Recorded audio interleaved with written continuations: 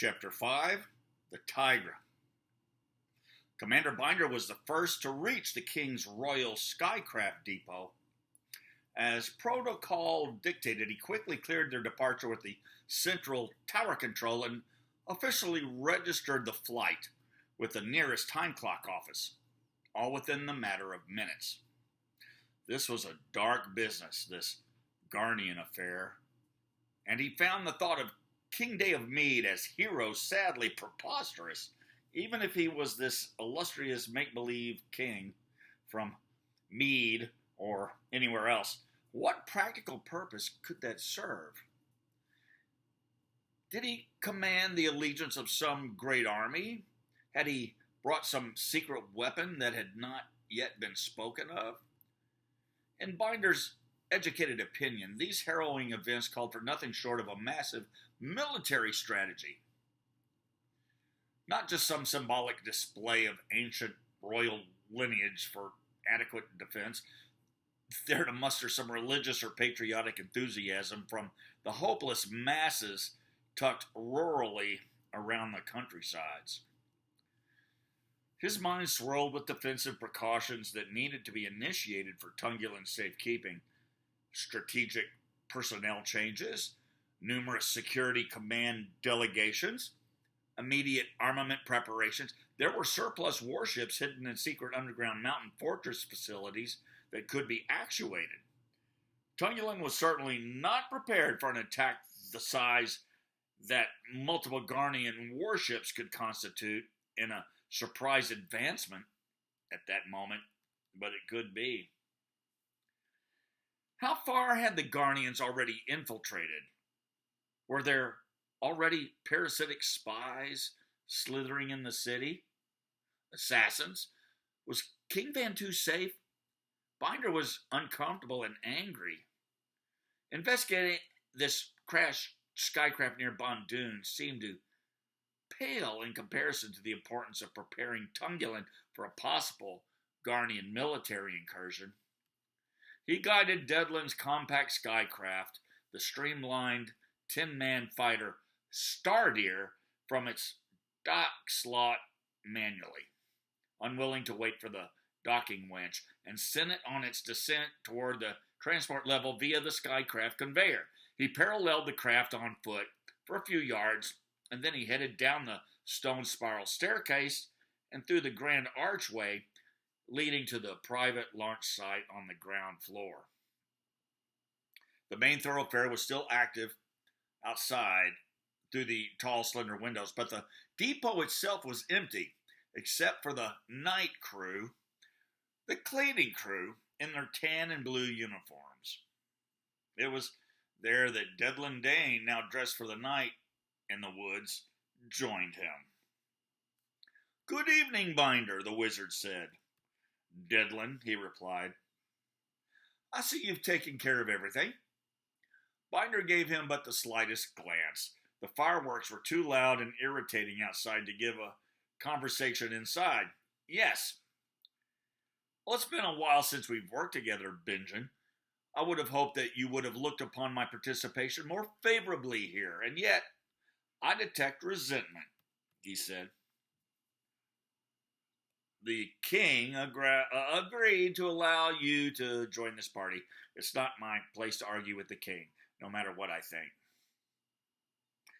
And I harbor no resentment, I assure you. But I am uncomfortable, yes, and greatly concerned. Some young boy has just popped up and claimed kingship over the entire kingdom continent. And now policy is being made based on the intuitions and beliefs of a senile old wizard who is generations beyond his prime. Forgive me, Dedlin, but I'm not comfortable with any of this. We are coming upon some great times in history, Binder, my friend. Believe me in this, and we will both be a part of it. This is another great beginning, and it is as exciting as it is historical." Binder rolled up his sleeves, exposing his bulging brown arms. "Exciting? Ugh. I'm a realist, Dane. A pragmatist. If any of these rumors are true, Tungulin needs strong leaders. Here, acting now, enabling our forces. We cannot rely on old men and the religious fables and old wives' tales. You may see this as an exciting time, but you're not in charge of security of this castle city. I am. You have the naive advantage of some bygone romanticism. I do not. You were great once. I know that, more than most. But now, you're lethargic, Dedlin. Old and crippled from arthritis. You should enjoy your retirement, tending to your old books and all those musical instruments, leaving these more important matters to those younger, more capable, and keen-minded. Dedlin smiled at him. He popped a coffee bean into his mouth and crunched it between his coffee-stained teeth. After all we've been through together, you're now my judge, Benjamin? I'm just making an observation. I'm not judging. Wizard Once Deluxe. I've seen you hobbling about in the gardens these past years, reading your old flaky books and scrolls, feeding that blight of songbirds. I do know you well, and so I am forthright and speak openly, as I would want others to do when I have grown too old to serve in my current capacity. It is not meant as an insult, but comes only from professional concern and responsibility. So forgive me if my words seem too harsh. I can't banter with words. Heed my advice, old friend.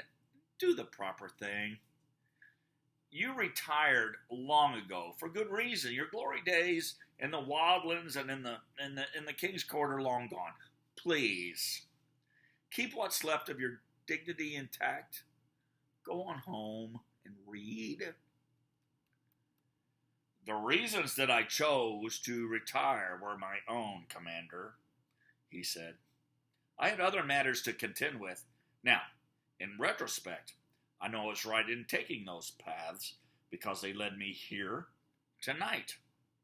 I'll admit that I do rely on this cane a little more than I used to, Ben, but the wizard you fought dolems with in Uoli Dwol has a few fights left in him yet. That was a long time ago. I was not more than a boy.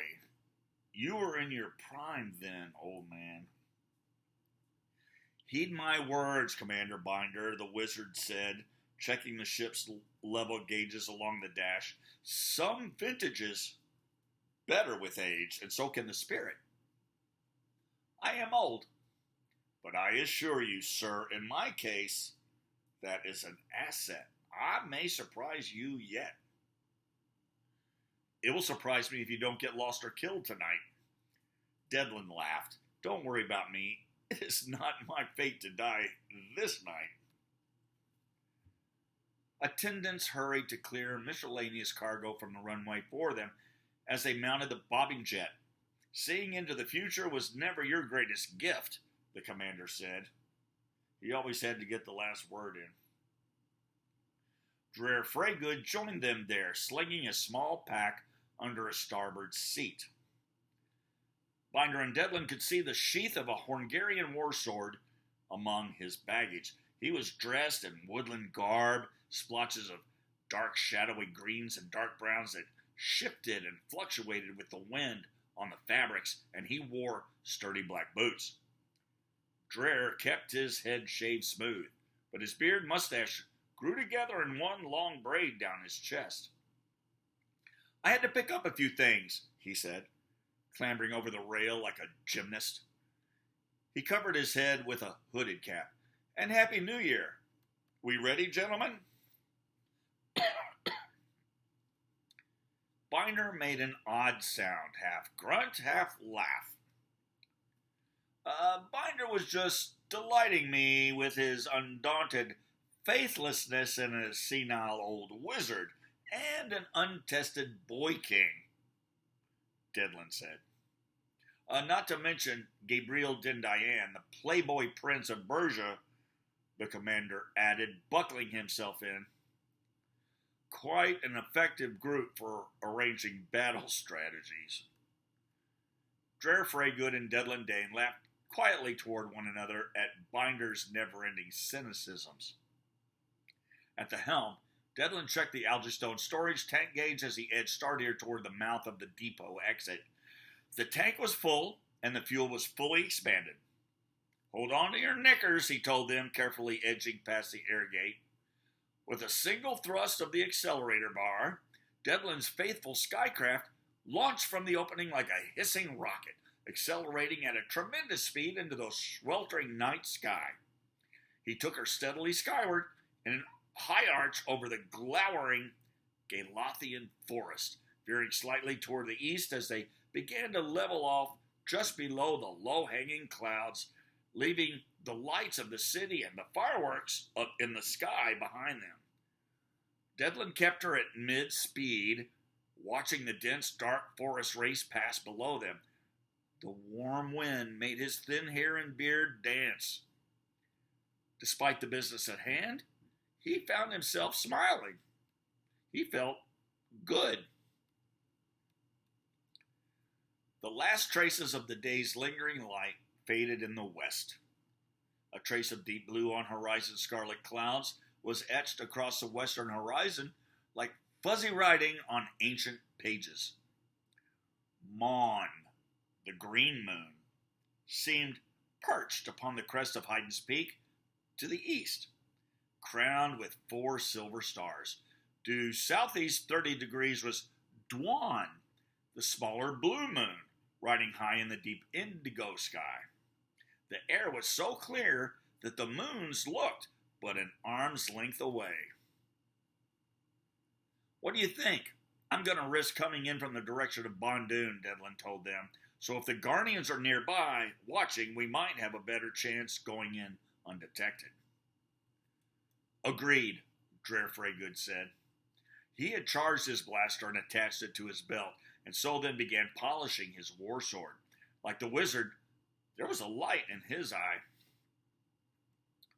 Dreher had served in the Tugulan army for over 20 years, working his way up through the ranks under his commander and old friend, Talvan II, from a foot soldier to a brigade commander by the age of 27. Once retired, he traveled and studied languages and lore, writing many controversial books on philosophy, history, and prophecy. He was a self-proclaimed jack of many trades. He had ranged the lands with gypsies, competed in numerous knight tournaments, served 5 years in a Mahekian monastery, and he had sailed the seas off of the shores of Persia for 2 hard years, fighting a scourge of marauding water pirates until they were no longer a threat to the ports of those friendly shores anymore. He had served prison sentences 3 times for various minor incursions, mostly for political reasons. He was a florist, a beekeeper, and a winemaker, but claimed to be a master of none. He had been married 3 times and had 3 children whom he never saw anymore. He was a spiritualist, but still a true warrior at heart, even at the ripe age of 65. He could handle his weapons with the finesse and masterful dexterity of one half his age when the need arose. Now, at the current time, King Vantu usually just enjoyed Dreher's company as a friend and advisor, whenever he could keep him for any length of time in Tugulan. Dreher fancied himself a rambling musician and a minstrel, and often sang for Vantu and other kings whenever he had the mind, which was how he came to know Dedlin Dane, the keeper of the musical museum in Tugulan. Dreher and Dedlin had spent the better part of the last 10 years together, reading, speculating, arguing, and ranging with watchers of the woods, and gathering information from distant travelers, tidbits they deemed pertinent or mutually interesting. Together they had exasperated many cases of fine wines between them, poring over their theories together. They disagreed on as many things as they agreed upon. "I see lights through the trees, Dedlin, and many fires. Dedlin then said, squinting. He sheathed his sword with a snap. It looks as if the whole forest floor is ablaze, and the flames are spreading up the fiery trunks of the pines to the treetops. Binder searched the distant forest with a pair of night scans. After a minute, he spoke. Yes, it's burning up the area. Decimated. Oh, we'll see what we see when we get there, the wizard said. We might find more than you think. Just keep your eyes sharp. They rode on in silence for less than a minute. Dedlin lowered Stardeer, passing beneath the tops of the trees. There she is, Binder said. Right there, over the next hill. Get lower, wizard. Just as I feared, the gogmoors are swarming all over it like scavenger beetles on a carcass. There's one aged gogmoor command ship and 10 or 12 of their floundering fighters, but no warships, no Guardians. A puffy, gagging cloud of electrical smoke rose from the trees as they drew in closer. The crash site was just to the south of them, flares of dancing red and gold reflecting from under the dark tree branches, and a community of small, dim skycraft lights swirling in a deep black pool of shadow. Now Dedlin and Dreher could see the blunt, box-like gogmoor ships through the trees, swarming around the crashed skycraft like, as Binder had said, hungry vermin on a dead carcass. Dedlin lowered his craft deeper into the trees and edged forward through the middle terraces. If whoever was aboard that ship survived the crash, I fear they may have been taken prisoner. If this ship is truly from Mead, we must be willing to risk a rescue. It is imperative to find out why they came here. Disagree, because we can't afford an incident with the gogmoors, Binder stated quietly. We're smack square in Gowron's territory, breaching our contract with him in the same fashion that the Guardians have breached theirs with us. We're not in a warship, though, Dreher added. We're merely investigating at curiosity's sake and doing that peacefully and respectfully. We're still trespassing, and we're still clearly armed, so I don't think Gowron would agree with you, Freygood. The Gogmoors got here first, and by rights, whatever crashes here is their territorial responsibility, not ours. Rather than possible confrontation here, King Bantu can begin diplomatic negotiations with Gowron in the morning. Then he snarled, This is good, right here, Dedlin. No closer, we can't risk it. Unacceptable, Dedlin said. We can't see anything from here, and we're too far away to get there on foot. On foot? Dedlin slowed, circled the hill, descending deeper within the trees, advancing steadily toward the lights. The castle Bondoon swooned tall and crooked in the very near south. Pale blue lights glowed from countless windows of the fractured towers. Uran, the rose-colored moon, began to rise in the northeast. Dedlin was careful to not draw any attention by flying Stardeer between a moon and the Gogmoors. There are a lot of lights just ahead in the valley just beyond this next ridge, Dreher warned. Be careful, nearing ground zero. Dedlin whipped Stardeer around in a tight circle and came to a halt, easing backward a few feet. You're right, we can't get any closer this way. Now you're making some sense, the commander replied. Who's joining me? They could hear the noisy shouts of the Gogmoor monsters in the valley below. What? Dedlin, don't be foolish, Binder said. Listen to me. King Bantu put me in charge of this investigation because he trusts my judgment. We need to report what we've seen to him right away. The Gogmoors have unequivocally taken this ship. Midnight sunrise is drawing close, and surely the wolferines will be here soon. I'm counting on both. We could use those factors to our advantage, Dedlin said, anchoring his craft to the closest tree. Dreher, tell him I'm right. I'm sorry, Binder, but I agree with Dedlin.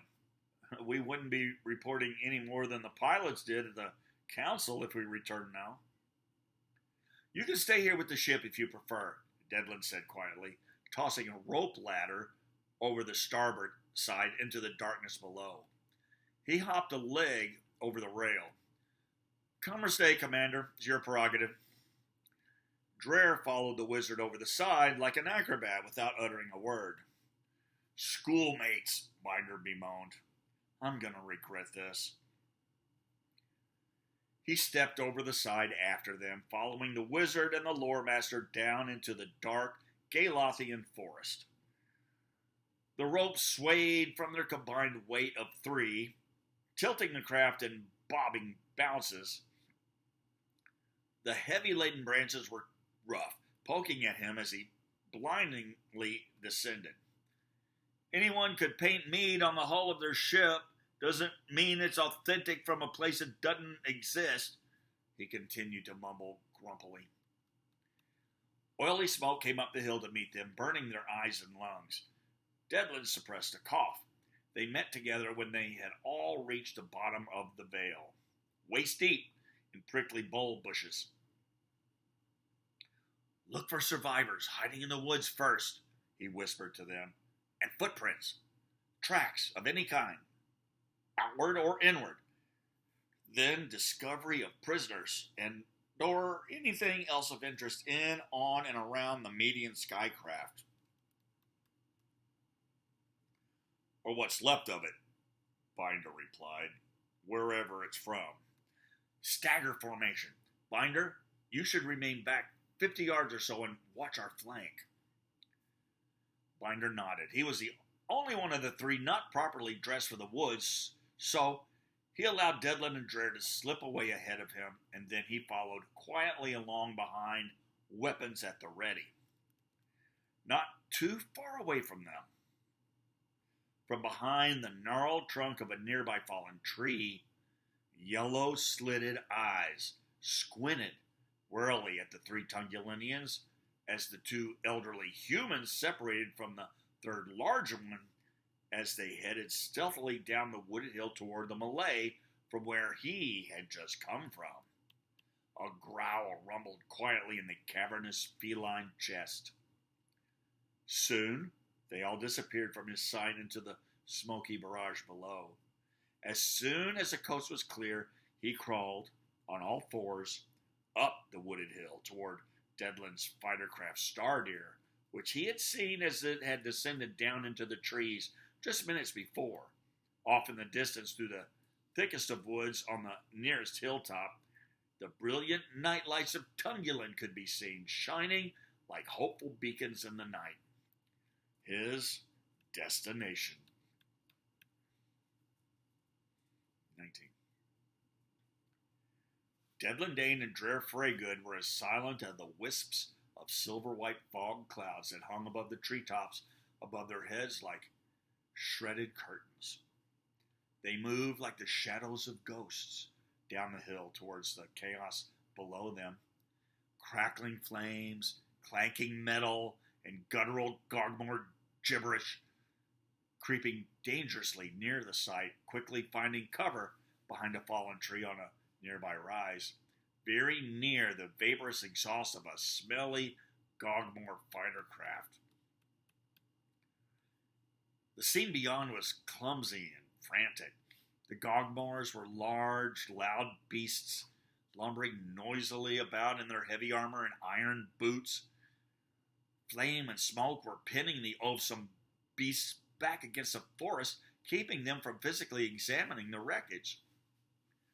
Dedlin and Dreher knew the beasts couldn't see well in the dark, but their senses of hearing and smell were finely acute. Courage they lacked, but in brute strength, they could easily handle 3 men apiece. Their pig-like snouts protruded from under their light magnifying visors of their clunky iron helmets. exaggeratedly sniffing every breeze. Dedlin estimated that there were at least 50 of them. He could see their mottled faces and their round, pale, animal-like eyes, glowing dull red in the firelight through their open visors.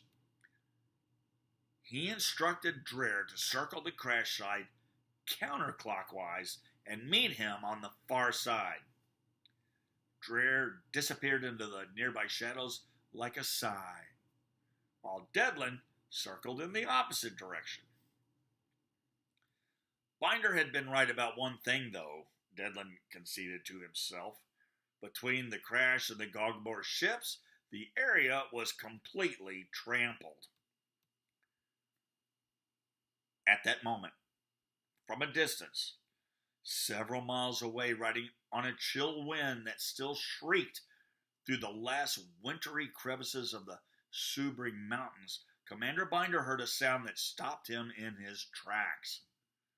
Their eerie howls were like no other hunter's cries.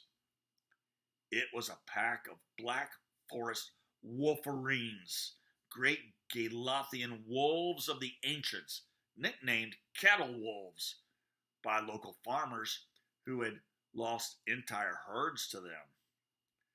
They were wild, long-limbed, ferocious beasts, often as large as small horses, intelligent, innately cruel, and they were coming fast. They roamed and hunted the hills and bleak mountains of Galoth in territorial packs at night, often attacking local villages if cattle herds and other livestock were scarce.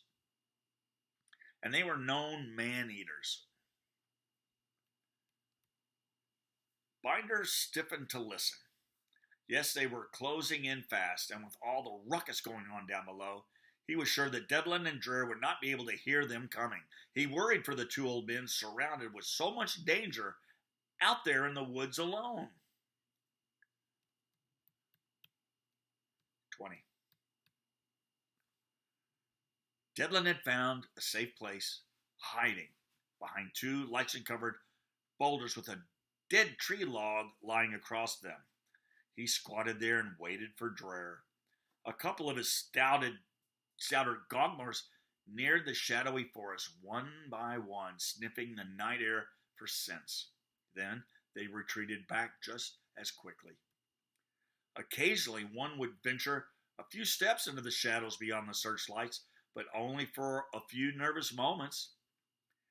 Then they would march pompously back to rejoin the others, puffed up like peacocks.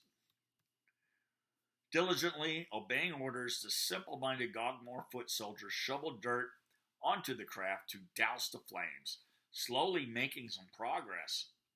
They had not found anything yet. That was plain enough. They seemed very perplexed and impatient and frustrated.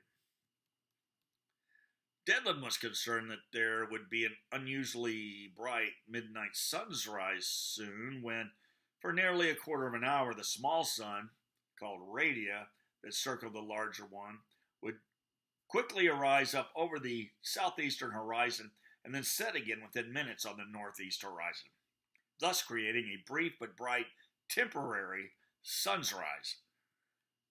Then it would soon be completely dark again. That is until the larger and slower moving sun, Seol, crept up and broke the eastern horizon an hour or more later. Then slowly crawled across the entire sky all day like a desert tortoise of fire and set again in the west, southwest, long after dinner time, with little Radia always orbiting it in the great spinning circles, like a ball being swung on a tight string high above the earth. It was a common, twice-daily occurrence depending upon the smaller one's orbit, but unfortunately, tonight was one of those nights they wish would just remain dark to help them stay much better hidden in the dark forest shadows. But no, it was a cloudless sky. Midnight sunrise would be vividly bright too soon. It's not even midnight when it occurs, Dedlin was thinking for the 1000th time. Midnight was hours ago. wrong name for it. The gogmoors were not nocturnal by nature. Midnight sunrise would give them just enough light to see the craft plainly, and also anything else that might be hiding back within the nearest forest trees. Obviously now, they were waiting for that light and for the retardant flames to die down a bit more before stepping up their investigation any further.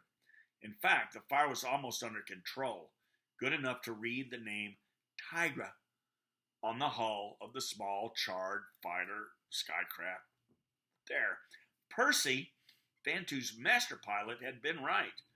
The craft was unlike anything the wizard had ever seen. It was silver and white, sleek and trim, almost liquid mercury looking. It shimmered in the fires. The passenger cabin was nearly untouched by flame or collision, which was encouraging. As the smoke began to clear, with the slight wind that had just risen, Dedlin noted that the pilot's seat was empty. Could the pilot have ejected and parachuted?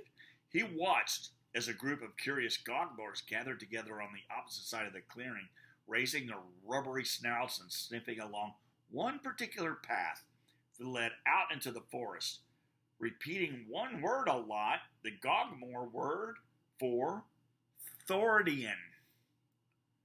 Dedlin realized that that was the same direction from which they had just come, the direction where Binder still awaited them, and where Stardeer was anchored further up the steep hill. Was it possible that the pilot or any other survivors had gone off that way and that they had somehow missed them in the darkness, passing one another while heading in opposite directions, perhaps? A twig snapped to Dedlin's right, from the direction Dreher should be approaching. Dedlin hoped that he had learned something. Dreher was an experienced woodsman and master of many dialects, fortunately fluent in the gogmoor tongue. Dedlin took a breath to whisper, but then he paused. Over the wind came a chilling sound, barely discernible at first, then like wails of sheer evil. The blood-curdling, shrill howls of the cattle wolves echoed eerily throughout the valley below. Gogmoor movement immediately ceased. They stood absolutely still, listening fearfully. For the first time since Dedlin had squatted there, they went absolutely silent. The night birds could now be heard, and summer crickets, and wind in the trees, but nothing else. Still they waited, as still as statues. Then again, the terrible calls came to them again, the hunting cries of the black wolferines of Galoth, faintly riding the night wind above their heads, high among the swaying treetops. The fearful gogmoors suddenly grew restless, anxious to finish their work and be gone from the woods as soon as possible. A few snapped at one another. It was a well-known fact that cattle wolves loved gogmoor meat. One of the older gogmoor captains began barking orders, angrily pointing toward the smoldering tiger. The others, grumbling but heeding his commands, tried advancing upon the ship as close as they could without getting singed. One of the bravest ones stepped into the galley of the ship for a few moments. Then he jumped back off, proudly holding a charred lantern as a prize, coughing and rubbing his burning eyes. Dedlin quickly discerned that the gogmoor's main objective was not obtaining information from the tiger, but just looting the ship for weapons or valuables. Although he was quite sure the nearby Garnians, wherever they were hidden, had other more calculating and insidious motives at hand. The howls grew louder. It seemed like it was a large pack. Dedlin shivered at the sound. He had faced the slobbering wolferines and their destructive marauding on many occasions. He didn't relish the thought of confronting the cruel carnivorous horde this night, not without sufficient preparation. He thankfully had brought his cane. The gogmoors began mounting their skycrafts despite their orders. The frustrated leader snapped at the deserters one after another, pointing stubbornly at the TIGRE and pushing them back in that direction. Finally, another large gogmoor, tired of being bullied on such a frustrating, fruitless night, turned and clubbed the elder in the head with his shovel, knocking him out cold. A few of the others gathered to help pick him up and dump him into his skycraft, chuckling between themselves. Gogmoors had difficulty with authority, and the positions of command often rotated between them because of common fighting and rebellion amongst the ranks. The new captain allowed whoever wanted to leave to leave. Dedlin heard Dreher creep up beside him, although he was trembling much clumsier than he should have, dried leaves crackling loudly underfoot. Without glancing up at him, Dedlin whispered, "Shh!" "Huh?" Dedlin heard from high above, deep and guttural. He looked suddenly up from the corner of his eye, realizing before he even saw what was there that it was not his friend Dreher Freygood at all. It was another huge gogmoor warrior, another fierce-looking captain. Dedlin could now smell him as well, unwashed and urine foul. The ugly warrior moved swiftly in Dedlin's direction with 2 quick, heavy steps, growling and brandishing his weapons. He had heard Dedlin's shh, but fortunately, he could not see the old man crouching in the ferns at his feet.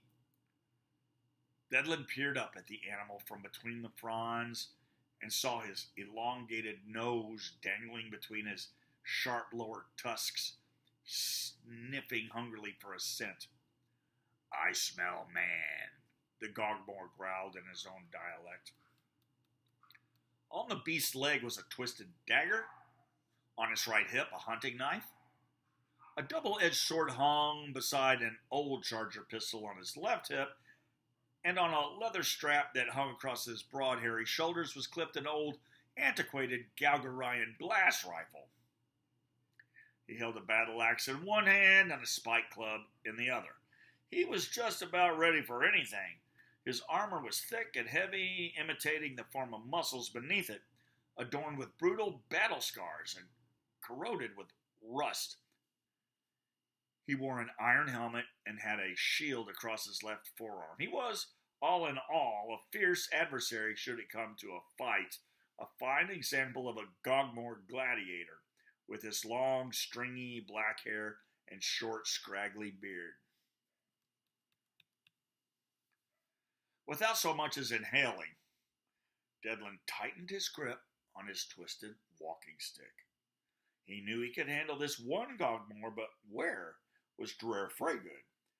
The moment this beast hit the ground, a dozen more would swarm into the forest after them. Dreher would be caught off guard. The gogmoor captain above him breathed hot and heavy, squatting lower as if he were finally catching a scent. Yes, the beast smelled a man, and it knew that he was close by. A growl rumbled in his huge porcine chest. Dedlin knew he needed the element of surprise to get out of this situation alive. He could not risk waiting until he was discovered. Very cautiously, he pointed his cane up toward the beast's hairy head. He whispered a few words so quietly that he could barely hear them himself, activating the deep but long dormant mystical power he once held at his command. He felt the unusual tingling sensation as the power began surging back into the connection between his clenched fist and the walking stick. He was ready. Just as he was about to spring to his feet and strike, Dedlin saw Dreher Freygood rise up directly behind the gogmoor soldier with his war sword raised high above his head. "Gorak!" called the gogmoor general near the TIGRE, one of the last ones still on the ground. Dreher withdrew, slinking back down into the leafy shadows. The great beast Garak, standing above Dedlin with his legs spread wide, turned to acknowledge his comrade. The first one snapped more orders, commanding an immediate retreat. Garak argued, pointing into the brush with jerky motions, but the general was adamant, enraged that the captain that had been in charge of things there had been knocked unconscious. Either Garak joined them to depart, or he would be left behind for the oncoming wolferine cattle wolves. Captain Garak took a few more sniffs in Dedlin's direction. Then he stepped noisily past him, pushing his way through the small trees with his hands as easily as parting beaded curtains, back into the clearing with his ugly comrades. In his anger and frustration, he swung his club at a small tree, splintering it in half, cursing it in his own tongue. Dedlin relaxed, heart pounding. He was soaked to the skin by the damp ground and leaves. The cool air brought a wicked chill to his achy old bones. He tightened his cloak around his shoulders, fighting a shiver, glancing at the dying flames around the TIGRE. The last of the Gogmoor fighters were departing one by one into the safety of the sky. Dreher was approaching light as a moth. "Did you overhear anything?" the wizard whispered. "They'll be back down at midnight sunrise when the wolferines find cover from the light," Dreher whispered, squatting next to the wizard. The wolves nocturnal, the Gogmoors diurnal, meeting only at intersecting dawn and twilight hours. The TIGRE was already vacant when they arrived. Whoever was aboard had already escaped, fleeing into the forest in the direction that we came. They didn't find anything of value, and despite their fear of the Garnians, they're more afraid of the wolferines right now. "So they mentioned the Garnians then, as I suspected they are in collusion," Dedlin said. "We don't have much time either, Dreher. I'm afraid of the wolferines myself." "As am I," Dreher agreed. Dedlin squinted. "We gotta be quick."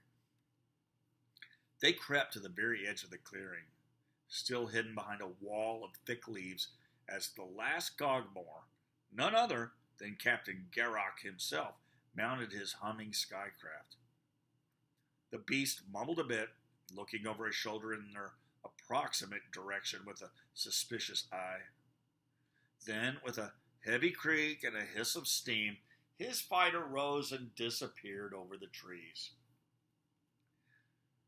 Without a word to one another, Dedlin and Dreher dashed toward the smoking hull. The ship was tilted over on its starboard side, stretching the neck of his shirt up to cover his nose and mouth. Dedlin climbed into the blackened cabin and raced to the passenger and storage areas first, ripping into anything he could find. The smoke was still intolerable inside, and the heat was intense. Dreher checked the exterior of the TIGRE, finding exactly what he had expected: holes and other damage from missile explosions. The TIGRE had definitely been shot from the sky. He chipped some of the charred residue into a bag in his pack for further examination. Stepping back, he read the enshrined word, the name of the sleek silver craft, etched in a beautiful golden script near the bow: TIGRE, and in smaller pearl white print, yet just as elegant, the words White Palace, and just below that, back in gold, Mead. Dedlin fought his way to the small lower deck, trying to suppress his need to breathe. The flames inside were smoldering out, but it was still as hot as an oven broiler. He spotted a batch of maps and letters and charts, flames licking at the corners, threatening to burn them up like dry tinder. He hastily smothered the flames with his sleeve, then stuffed the papers into a pouch pocket of his cloak. Eyes burning and tearing up, he turned for the door, feeling suddenly faint. Then they both heard it. From high on the nearest hill came a thunderous crashing down toward the TIGRE.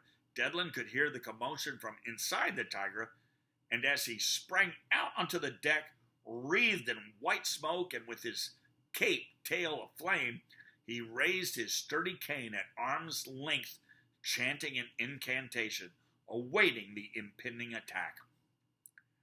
Dreher was already standing firm, hat off and feet spread wide, battle axe at the ready, his blaster pointed toward the oncoming invaders.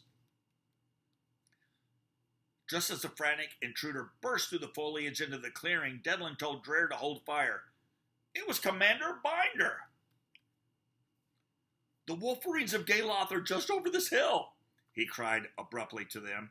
They're circling and will be coming down this ravine in a matter of minutes.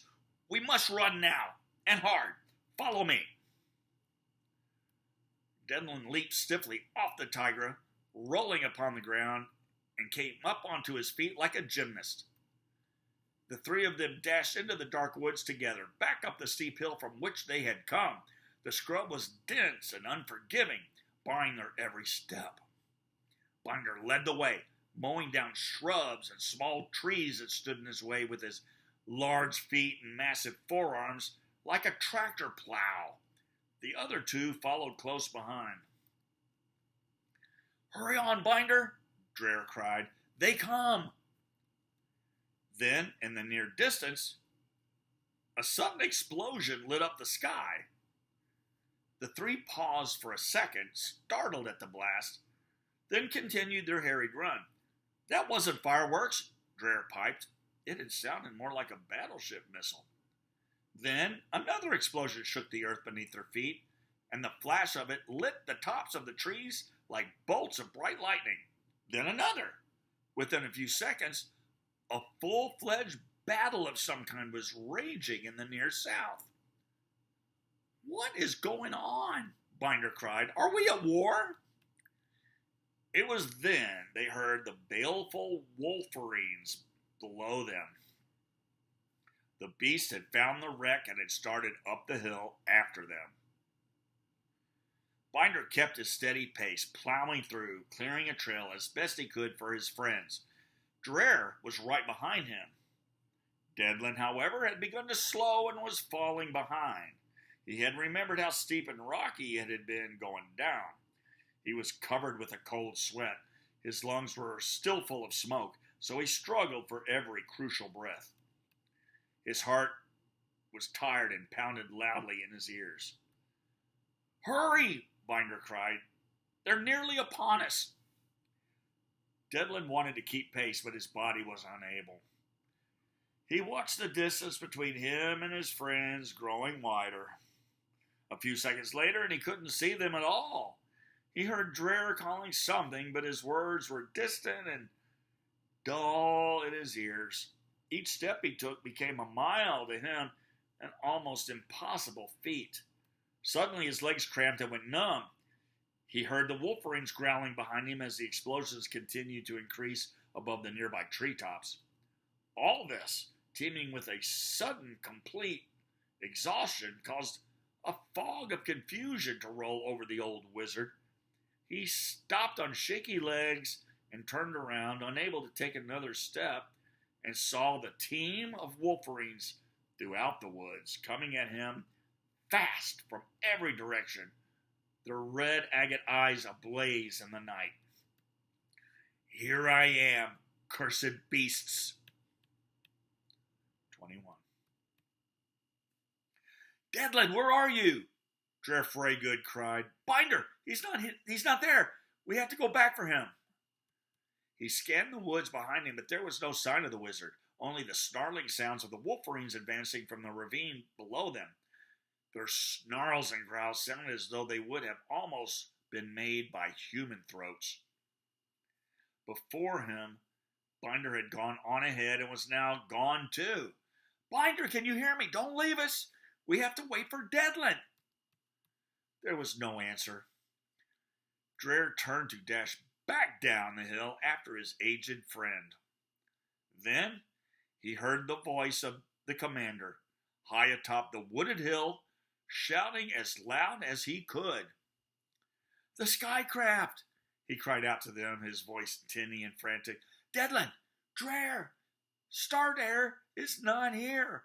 Our skycraft is gone! That's the end of the Tigre. We'll be back next time for the next chapter. Chapter 6. On the way.